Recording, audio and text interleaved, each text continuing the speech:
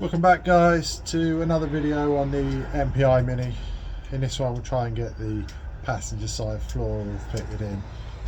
Not really a how-to video, but yeah, just me getting in. Welding probably won't be the best, but we'll just try and get it in and get it in strong. I'll probably never sell this car, and I'll probably be the only one who ever drives it or even rides in it. So as long as I'm happy with the welds and the strength, then obviously it has to get through an MOT as well. But yeah, we'll try and do as best job as we can. So let's get into it. Quick little update with the cutting. So what I've done is this piece. That's going to be roughly the bit that's getting replaced. I'm going to have to cut that flange off the bottom here. This one, like we did on the other side. We'll make up a new piece, let it in there, and we're going to have to put in a small section, probably up to about here, across the bottom, and then up the side. I'm not sure how far up we need to go, but that will need all stripping back from inside the wheel arch side. Next is to finish freeing up this. Just quickly then, piece number 2 removed. So you can probably see I've drilled out these. So from here to there the flange is okay. Probably reuse that bit.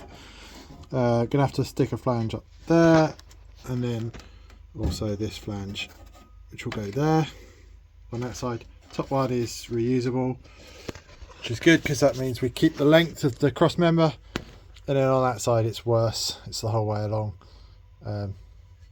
Here's a piece that came out. We'll keep it because it has this piece on, so that would tell me the size of the bit that I need to fabricate. But yeah, jacking point in there. So we have a new jacking point for this side as well, and that's another piece out. Making up some patches. Here is the one for finishing the toe board, so he'll go in there, and then we can insert the floor on top of that. So that's one.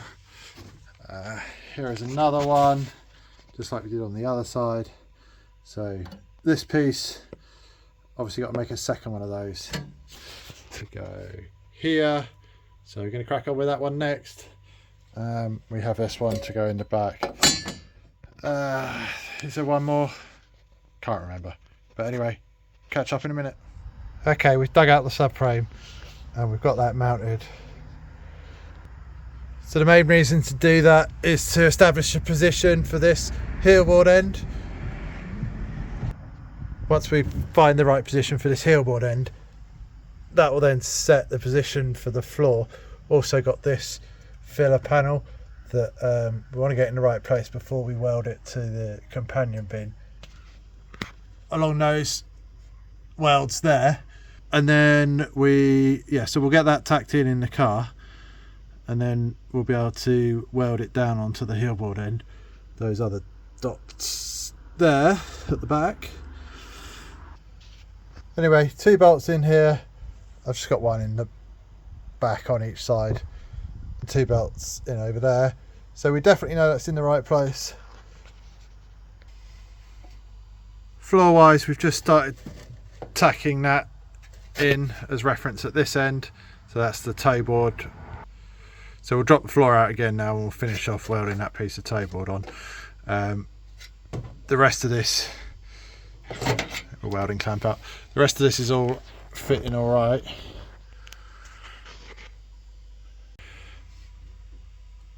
Pretty close, so we'll weld along here. There'll be some on the inside. Let me show you. There'll be some welding on the inside there to join everything together. Here we've got that closing panel. We're also going to need to weld in this guy, and then we've checked these under there. They're a pretty good fit. Probably going to tack them on before the next test fit of the floor, so tack them onto the cross member just a little bit. But yes, we're making progress, and hopefully in the next clip we'll have it out and then back up in again, ready for just tacking into place. Obviously we'll just spot weld along here, so I need to make sure all these surfaces are prepped. Maybe probably comes in and out 2 more times, maybe 3, you know what these things are like. But subframe in position, and yeah, it's going to look good when it's done. At this point I feel like we should have some funeral music. My angle grinder, the gears inside the head here, the pinion and crown have finally given up. So that's seen us all through much restoration, but with him died, I found another one that's basically exactly the same. So what I'm going to do is use that over here now. I've just been welding up this random hole in the sill, so we just cut a little circle of metal, same as we did on the other side, welded it, and then we'll get that linished back. There we go then. Good enough, because this will get Gravitex sort of stone chip over it. So we can carry on now. Just quickly to add the jacking point in now then, get the spot welder out.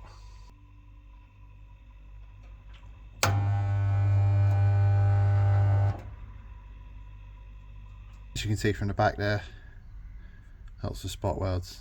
I might put a couple of tiny tacks of MIG weld right down in the corner. Just getting some panels attached then. So we've got some plug welds in here. I'm now going to spot weld this, the most important bit that seems like a lot of people miss out. So we'll tie the inner sill into the heel board, and that'll be nice and strong. I've also prepped some of the rest of this, and we'll get some paint where it needs to go, and then I think it's ready to actually go up under the car. So let's just spot weld this.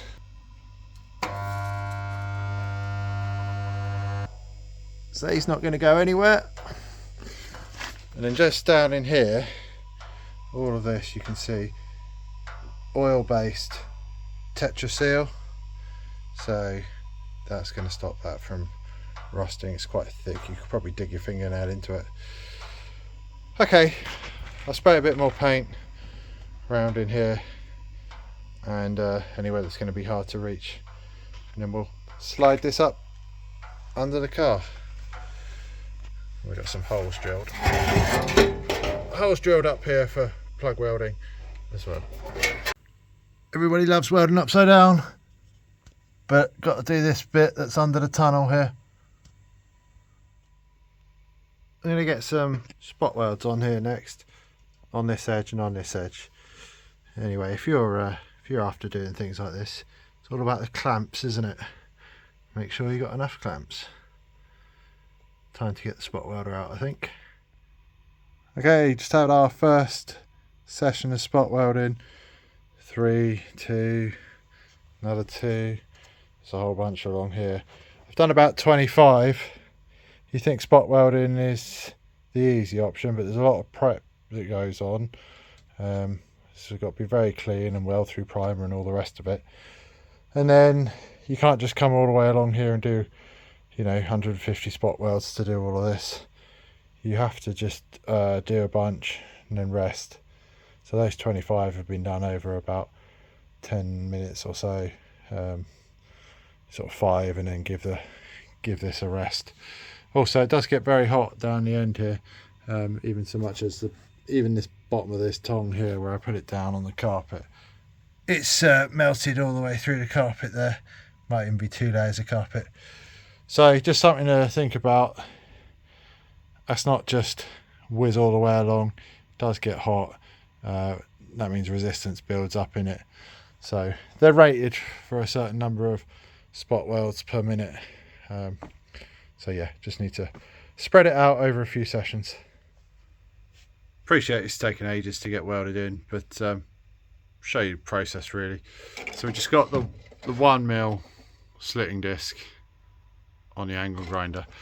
We have these floors pretty well matched up, basically coming along, get the light in the right place, coming along with it joined up, and then just got to put the 1mm slit disc through here, which gives us enough room to put these 1mm tags in, and then these clamps just pull it level. And then on the underside we've just got our magnet and our piece of copper, so that's going to go underneath and back it, and then we'll just weld along those. So right, we're getting pretty close now. Just before I put some weld through primer on all this, if I shine the light from underneath you'll see it there, but shining it under the weld, pretty much no hole. There's one tiny hole there, probably just touch that. Can you get him? There. Probably just touch that one up in a moment with the welder. But yeah, after I've done that we'll get some paint on. But obviously got weld all the way down, and then there's a step here where it comes down. I need to sweep this out. You can't see it underneath all of that grinding, but again you can see the weld along here.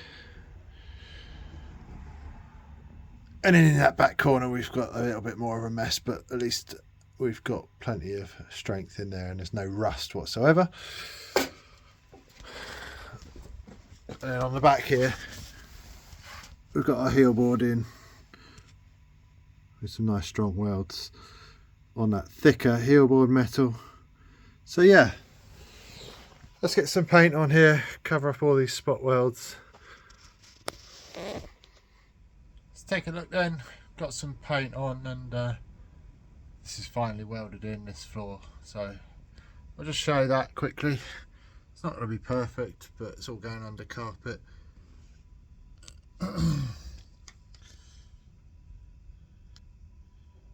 So the weld line all along here, hopefully looking reasonable.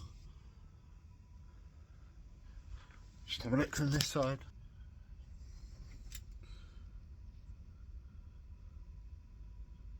So yeah, up in the back there, down in the pocket, all looking okay.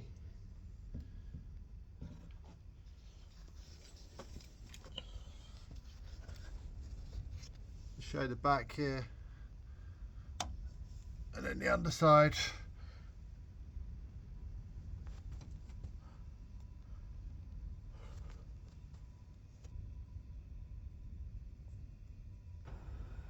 Thanks for watching another one, guys.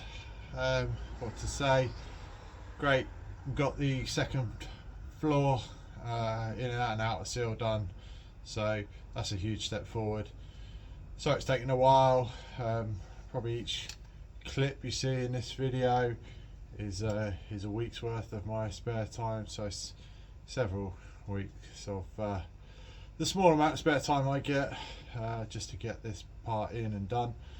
But all good progress, and there may have to be a little gap on this car because I've got to take a look at some drivetrain engine type stuff with the other car, so I'm not sure if I'll do a video on that or not, but maybe there'll be one showing engine out things for the other car.